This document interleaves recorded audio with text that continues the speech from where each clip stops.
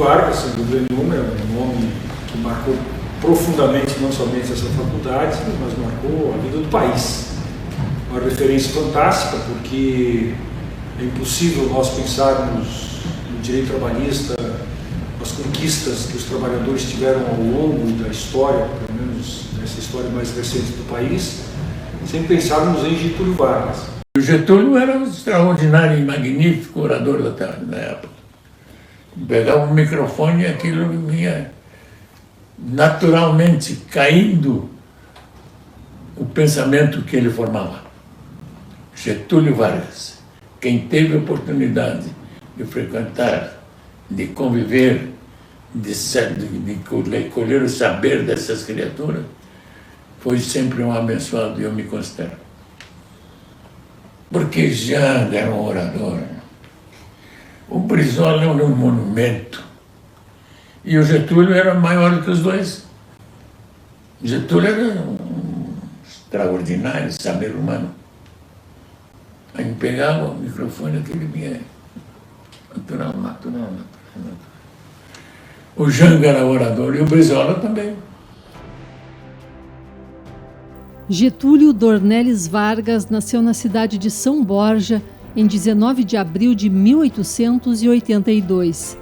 Criado em uma família inserida na política local, iniciou seus estudos na cidade de origem, mas foi transferido por seu pai para Ouro Preto, Minas Gerais, após a Revolução Federalista de 1893.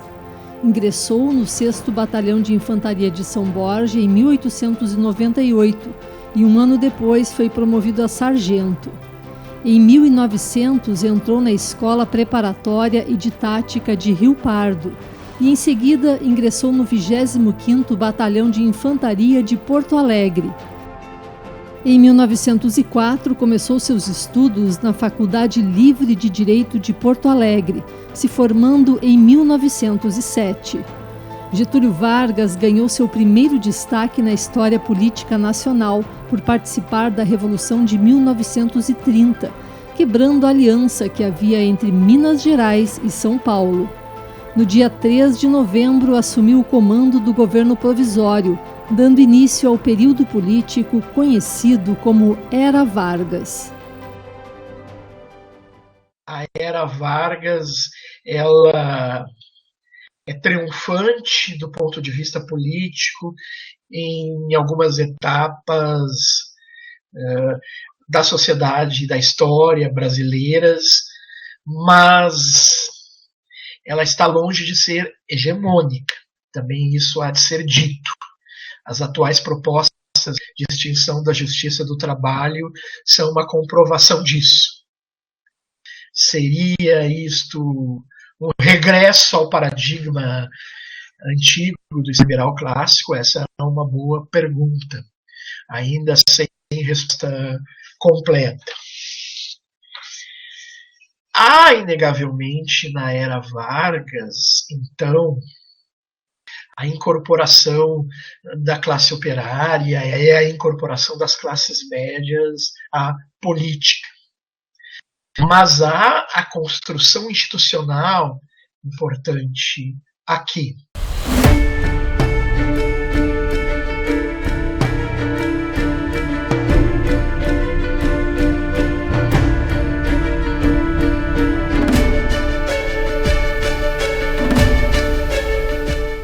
Em relação especificamente ao positivismo e ao positivismo kantiano, né, se tem como ele já em plena decadência a partir do início do século XX. Em 1904, com a revolta da vacina, se tem um marco da praticamente extinção do positivismo como um motor, como um dínamo que vai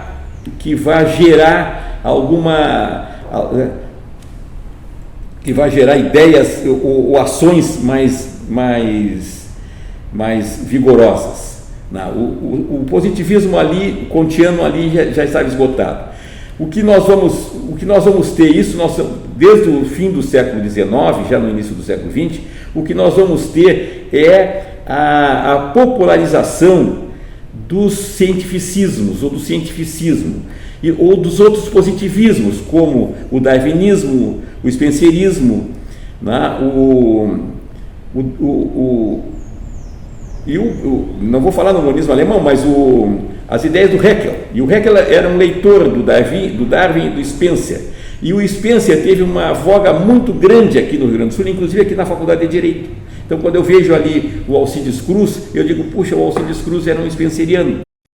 Antes de Vargas, antes da construção política de Vargas, predominava no Brasil, em matéria de direito, um determinado paradigma. O paradigma do Estado liberal. O paradigma do liberalismo clássico. Paradigma que se traduzia no direito público, no constitucionalismo liberal. O primeiro dos constitucionalismos modernos.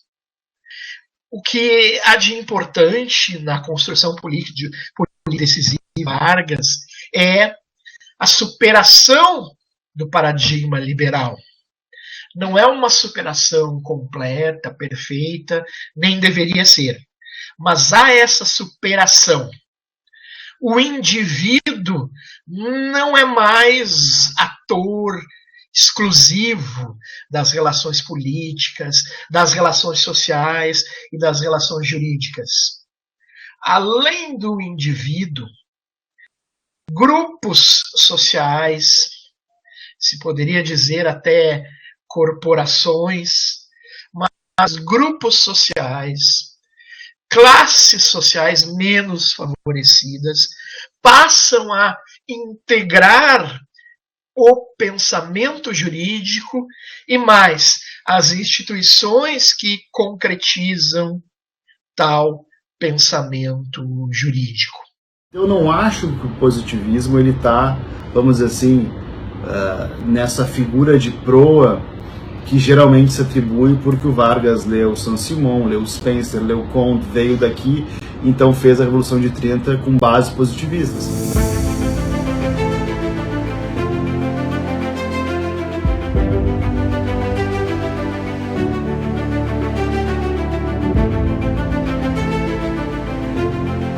Questões que eu tenho trabalhado, estudado, por exemplo, as provas, por exemplo, a prova de filosofia do direito, tá?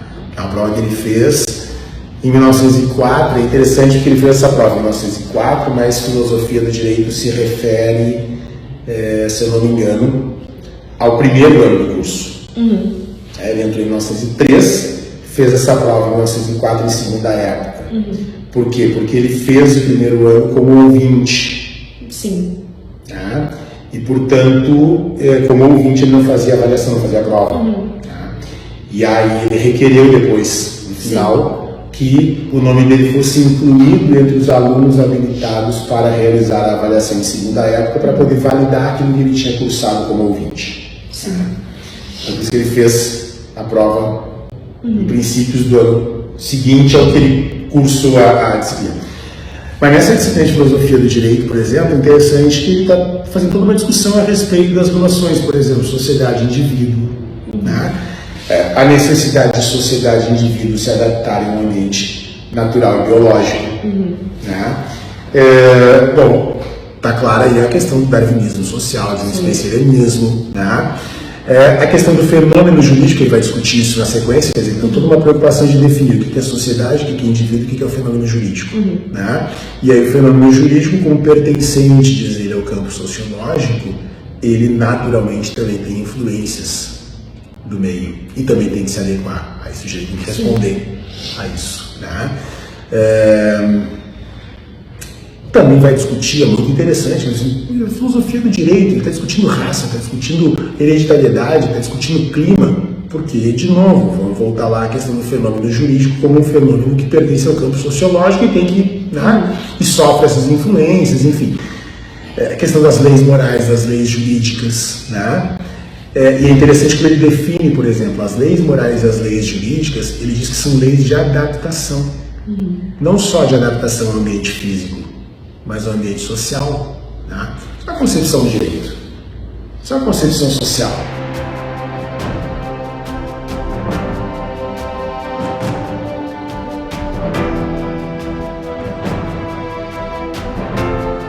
O Getúlio Vargas era um leitor voraz, um leitor inveterado. O Getúlio Vargas era um leitor de Zola. Tem um artigo dele muito célebre sobre Zola. O Zola, ele descrevia a tragédia dos operários nos seus romances. Pega a Germinal, vai ver ali a densidade dramática que ele imprime naquela situação de exploração e de quase, enfim, esfacelamento do operário. O Getúlio Vargas leu Saint-Simon. Saint-Simon também era um homem que se impressionou com a possibilidade com o conflito que viria entre os industriais e os industriários, com a possibilidade de acontecer isso. E isso era era muito plausível que depois se pensasse nisso, porque nessa possibilidade, porque depois vem o darwinismo, e o darwinismo tu vai trabalhar com a origem das espécies e a luta pela vida, Então, com essas leituras todas, e essa amálgama de ideias oriundas de diversos lugares, é claro que isso aí vai impressionar o espírito do Getúlio Vargas. Getúlio, de alguma forma, transporta para a política nacional, adapta a política nacional, torna esse modelo mais profundo, mais inteligente e mais coerente também. Eu, então, saliento o reconhecimento de direitos sociais. Esse é o ponto. A primeira das constituições da era Vargas, a Constituição Brasileira de 1934, é a nossa primeira carta que expressa clara e sistematicamente um constitucionalismo social. Getúlio governou como presidente da República nos períodos de 1934 a 1945 e 1951 a 1954. Por meio da Carta Testamento, deixou seu último registro. Deixo a sanha dos meus inimigos, o legado da minha morte. Levo o pesar de não haver podido fazer por este bom e generoso povo brasileiro e principalmente pelos mais necessitados todo o bem que pretendia. Se a simples renúncia ao posto a que fui elevado pelo sufrágio do povo me permitisse viver esquecido e tranquilo no chão da pátria, de bom grado renunciaria. Mas tal renúncia daria apenas ensejo para com mais fúria perseguirem-me e humilharem. Querem destruir-me a qualquer preço. Tornei-me perigoso aos poderosos do dia e às castas privilegiadas. Velho e cansado, preferi ir prestar contas ao Senhor, não de crimes que não cometi, mas de poderosos interesses que contrariei, ora porque se opunham aos próprios interesses nacionais, ora porque exploravam impiedosamente aos pobres e aos humildes. Só Deus sabe das minhas amarguras e sofrimentos. Que o sangue de um inocente sirva para aplacar a ira dos fariseus. Agradeço aos que de perto ou de longe trouxeram-me o conforto de sua amizade. A resposta do povo virá mais tarde. Getúlio Vargas.